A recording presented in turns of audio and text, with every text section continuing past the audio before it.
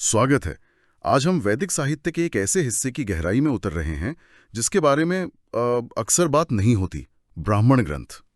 जब भी कोई वेद कहता है तो दिमाग में तुरंत मंत्र, स्तुतियां, ऋग्वेद, यजुर्वेद, मतलब वही सब आता है ना? हाँ, बिल्कुल संहिताओं वाला हिस्सा। सही। और ये स्वाभाविक भी है। संहिताएं तो वेदों का यूं कहिए कि दिल हैं, वो मूल मंत्र। लेकिन हमारे हाथ जो स्रोत लगे हैं वे ये बताते हैं कि ये तो सिर्फ कहानी की शुरुआत है। अच्छा। हाँ, असली कहानी, उसका बैकग्राउंड, उसका पूरा कॉन्टेक्स्ट, वो सब कुछ इन ब्राह्मण ग्रंथों में छिपा है। वाह, ये अच्छी तुलना है। तो आज की हमारी पड़ताल का मकसद यही है कि इस छुपे हुए हिस्से को समझा जाए। अक्सर इन्हें सिर्फ यज्ञ और कर्मकांड की नियम पुस्तिका मानकर मतलब एक तरफ रख दिया जाता है। सही बात है। पर क्या ये वाकई सिर्फ सूखी सूखी नियम पुस्तिकाएं हैं या इनके अंदर कुछ और भी गहरा है? चलिए इसी की पड़ताल करते हैं। सीधी सी बात से होती है। श्रोत में प्राचीन भाष्यकार सायण का एक जबरदस्त कथन है। वो कहते हैं जो मंत्र नहीं है वो ब्राह्मण है और जो ब्राह्मण नहीं है वो मंत्र है। बस, वाह, ये तो एकदम साफ साफ परिभाषा है। मतलब वैदिक साहित्य को दो ही हिस्सों में बांट दिया गया है, एक तरफ मूल मंत्र और दूसरी तरफ वो सब कुछ जो उन मंत्रों के बारे में है। ठीक यही मतलब है। अगर संहिताएं हमें बताती हैं कि क्या कहना है, तो ब्राह्मण ग्रंथ हमें बताते हैं कि उसे कैसे कहना है, क्यों कहना है और उसका असली मतलब क्या है। तो ये एक तरह से वैदिक संहिताओं के लिए ऑफिशियल यूजर मैनुअल और एक्सप्लेनर हो गए। बिल्कुल, आप ऐसा कह सकते हैं। ये समझना जरूरी है। लेकिन इस ब्राह्मण शब्द पर ही एक सवाल उठता है। आज के समय में जब हम ये शब्द सुनते हैं तो ध्यान वर्ण व्यवस्था की ओर जाता है। क्या यहाँ इसका मतलब वही है, ब्रह्मन से? हाँ, और ब्राह्मण का एक सीधा सा अर्थ है वेद या मंत्र। तो ब्राह्मण ग्रंथ का मतलब हुआ वो ग्रंथ जो ब्राह्मण यानी वेद से जुड़ा है। अच्छा, तो ये सीधे सीधे वेद की व्याख्या करने वाला ग्रंथ हो गया। और इसमें एक और परत है। ये शब्द संस्कृत की ब्रह धातु से भी जुड़ा है। ब्रह? हाँ, ब्रह, जिसका मतलब होता है बढ़ना या विस्तार करना। इस नजरिए से देखें तो ब्राह्मण का अर्थ हुआ ज्ञान का विस्तार। ये वो ग्रंथ है जो मंत्र के एक छोटे से विचार को लेकर उसे एक पूरे पेड़ में बदल देता है। उसकी शाखाएं, पत्तियां, सब कुछ दिखाता है। तो ये सिर्फ मतलब समझाना नहीं है, बल्कि एक छोटे से विचार को लेकर उसे फैलाना, उसका विस्तार करना है। बहुत दिलचस्प। बिल्कुल। तो ये ग्रंथ यज्ञ से जुड़े कर्म कांडों पर लिखे गए, यूं कहिए कि ज्ञान का विस्तार करने वाले ग्रंथ हैं। ठीक है, तो अब असली सवाल पर आते हैं। इनके अंदर है क्या? क्या ये वाकई किसी मतलब मुश्किल रेसिपी बुक की तरह हैं कि पहले आग जलाओ, फिर घी डालो, फिर ये मंत्र बोलो? हाँ हाँ, रेसिपी बुक वाला हिस्सा तो है, लेकिन वो शायद सिर्फ 10% है। आपस्तंभ नाम के एक ऋषि ने इन्हें कर्म चोदना ब्राह्मणानी कहा है। कर्म चोदना? हाँ, यानी वो ग्रंथ जो यज्ञ कर्म करने की प्रेरणा देते हैं। और स्रोत के अनुसार उन्होंने इनके अंदर 6 मुख्य तरह की सामग्री बताई है। 6 तरह की? हम्म अच्छा, देखते हैं रेसिपी के अलावा और क्या क्या है इसमें। तो पहला तो वही है जिसे विधि कहते हैं, यानी किसी काम को करने के साफ साफ निर्देश। ये आपकी रेसिपी बुक हो गई। ओके। दूसरा है अर्थवाद, यानी जो भी किया जा रहा है उसका अर्थ क्या है, हम ये क्यों कर रहे हैं, इस मंत्र का क्या मतलब है, इस आहुति का प्रतीक क्या है। ठीक है, तो विधि हुआ कैसे करें और अर्थवाद हुआ क्यों करें, यहां तक तो समझ आता है। अब आता है दिलचस्प हिस्सा। तीसरा विषय है निंदा। निंदा मतलब आलोचना? हाँ, आलोचना। एक मिनट रुकिए, आलोचना एक प्राचीन धार्मिक ग्रंथ में। मुझे लगा था कि ये ग्रंथ तो ऐसे होंगे जिन्हें बस मानना होता है, उन पे सवाल नहीं। ये किसकी आलोचना कर रहे थे? यही तो सबसे चौंकाने वाली बात है। स्रोत बताते हैं कि ये ग्रंथ विरोधी मतों और दूसरे तरीकों की आलोचना करते थे। इसका मतलब साफ है कि उस समय भी विचारों का एक खुला बाजार था। अरे वाह! अलग अलग वैदिक स्कूल थे, उनकी अपनी अपनी मान्यताएं थीं और वे एक दूसरे के तरीकों पर बहस करते थे। एक तरह का प्राचीन अकादमिक पीयर रिव्यू था ये। ये तो कमाल है। इसने तो मेरी पूरी सोच ही बदल दी। ये कोई एक तरफा उपदेश नहीं था, ये तो एक जीवन बौद्धिक बहस थी जो हजारों साल पहले चल रही थी। ये तो उम्मीद से कहीं ज्यादा मॉडर्न है। आगे क्या है?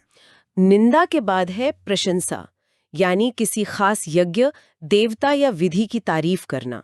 फिर आता है पुरकल्प। पुरकल्प? हाँ, जिसमें पुराने समय की कहानियां होती हैं कि कैसे महान ऋषियों ने ये यज्ञ किया था और उन्हें क्या फल मिला।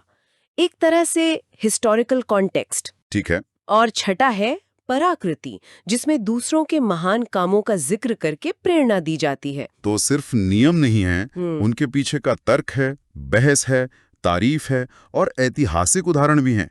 ये तो एक पूरी शिक्षण प्रणाली लगती है। बिल्कुल। मैंने सुना है कि शबर नाम के एक और भाष्यकार ने तो 10 विषयों की सूची दी है। हाँ, शबर का विश्लेषण और भी गहरा है। वो कुछ और कमाल की चीजें जोड़ते हैं, जैसे हेतु। हेतु मतलब कारण? हाँ, किसी भी काम के पीछे का तार्किक कारण। ये क्यों से भी एक कदम आगे है।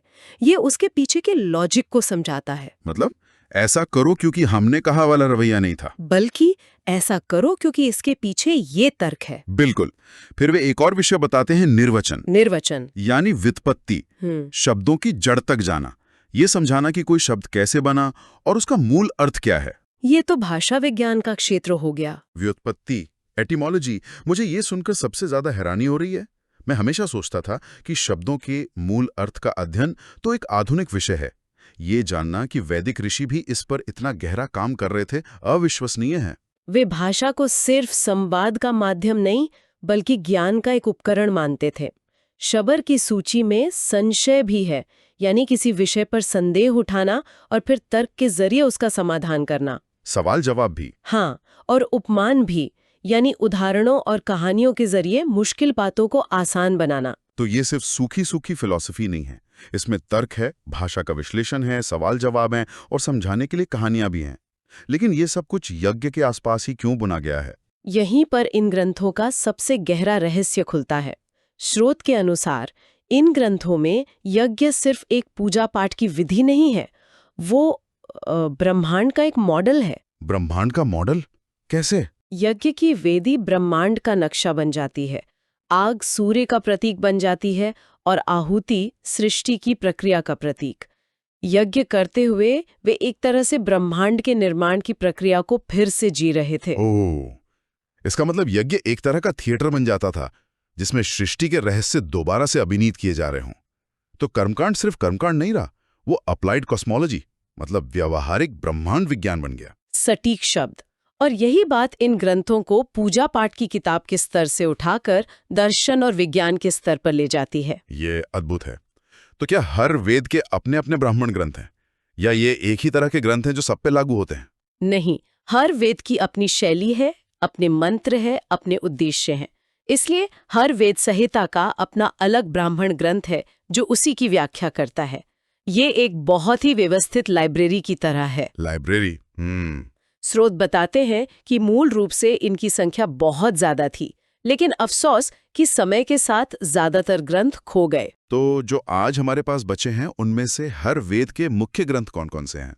अगर हम सबसे पुराने वेद ऋग्वेद से शुरू करें, तो उससे जुड़े 2 मुख्य ब्राह्मण ग्रंथ मिलते हैं, ऐत्रेय ब्राह्मण और कौशितकी ब्राह्मण। ऐत्रेय और कौशितकी। हाँ, ठीक है। और यजुर्वेद, जिसे शुक्ल और कृष्ण 2 हिस्सों में बांटा गया है। हाँ, और उसी के हिसाब से उसके ब्राह्मण ग्रंथ भी हैं। शुक्ल यजुर्वेद का शतपथ ब्राह्मण तो अपने आप में एक महाग्रंथ है। शतपथ का मतलब है 100 रास्तों वाला, क्योंकि इसमें 100 अध्याय हैं। ये सिर्फ एक किताब नहीं, एक पूरी लाइब्रेरी लगती है। ये इतना विस्तृत है कि इसमें यज्ञ की वेदी बनाने के लिए ज्यामिति के इतने सटीक निर्देश हैं कि ये गणित का ग्रंथ लगने लगता है। क्या बात है! तो एक ही ग्रंथ में धर्म, दर्शन और गणित सब कुछ है। और कृष्ण यजुर्वेद का? कृष्ण यजुर्वेद का अपना तैत्तिरीय ब्राह्मण है, जो उसकी परंपरा को आगे बढ़ाता है। और सामवेद का क्या, जो संगीत और गायन से जुड़ा है? दिलचस्प बात यह है कि सामवेद से जुड़े सबसे ज्यादा ब्राह्मण ग्रंथ मिलते हैं।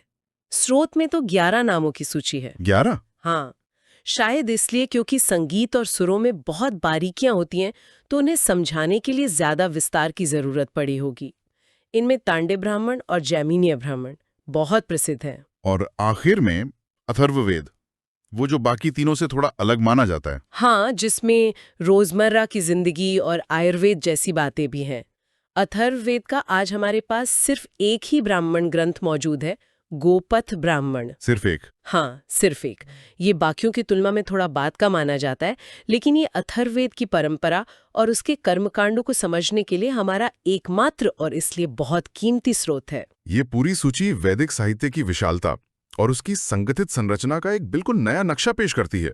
हर संहिता के साथ उसकी अपनी गाइड बुक, अपनी कमेंट्री, अपना मेकिंग ऑफ वीडियो। हाँ बिल्कुल अपना मेकिंग ऑफ वीडियो जुड़ा हुआ है। ये एक ऐसी ज्ञान परंपरा थी जहाँ ज्ञान को सिर्फ संरक्षित नहीं किया गया, बल्कि उसे लगातार जांचा परखा गया, उसकी व्याख्या की गई और उसका विस्तार किया गया। तो इस पूरी पड़ताल का सार क्या है? मेरे लिए सबसे बड़ा टेक अवे तो यही है कि ब्राह्मण ग्रंथ वो धूल भरी उबाऊ नियम पुस्तिकाएं बिल्कुल नहीं है, जैसा मैं शायद सोचता था। ये सिर्फ क्या करना है नहीं बताते। बिल्कुल नहीं। ये तो वैदिक दुनिया का इंटेलेक्चुअल इंजन रूम है, एक ऐसा पावर हाउस जिसमें बहस है, विज्ञान है, भाषा का विश्लेषण है, दर्शन है, कहानियां हैं, और ये सब यज्ञ के एक केंद्रीय विचार के चारों तरफ बुना गया है। ये दिखाता है कि प्राचीन ऋषि मुनि अनुष्ठानों को सिर्फ एक धार्मिक क्रिया की तरह नहीं कर रहे थे, वो उसके जरिए ब्रह्मांड और उसमें इंसान की जगह को समझने की एक बहुत गंभीर कोशिश कर रहे थे। हाँ, कर्मकांड उनके लिए ज्ञान का एक माध्यम था। वे कर्मकांड के माध्यम से अमूर्त दार्शनिक सत्यों को अनुभव करने का प्रयास कर रहे थे। और अब श्रोताओं के लिए एक अंतिम विचार, जो इस पूरी चर्चा को एक अलग ही रोशनी में देखने पर मजबूर कर देगा। हाँ, और वो विचार ये है, स्रोत हमें बताते हैं कि आज हमारे पास जो भी ब्राह्मण ग्रंथ हैं, वे उस विशाल साहित्य का बस एक छोटा सा, बहुत छोटा सा टुकड़ा है जो कभी मौजूद था। अनगिनत ग्रंथ समय के साथ हमेशा के लिए खो गए। तो सोचने वाली बात यह है कि उन खोई हुई किताबों में क्या रहा होगा? ज्ञान का कैसा खजाना हमेशा के लिए चला गया? वैदिक दर्शन की कौन सी व्याख्याएं, कौन सी वैज्ञानिक अवधारणाएं, कौन सी कहानियां उन खोए हुए पन्नों में दफन हो गईं? और शायद सबसे बड़ा सवाल ये है कि हमारा आज का ज्ञान उन मुट्ठी भर ग्रंथों पर कितना निर्भर है जो सिर्फ संयोग से बच गए। सही बात। जो ग्रंथ खो गए, क्या उनमें कुछ ऐसे विचार थे जो हमारे आज के नजरिए को पूरी तरह बदल देते?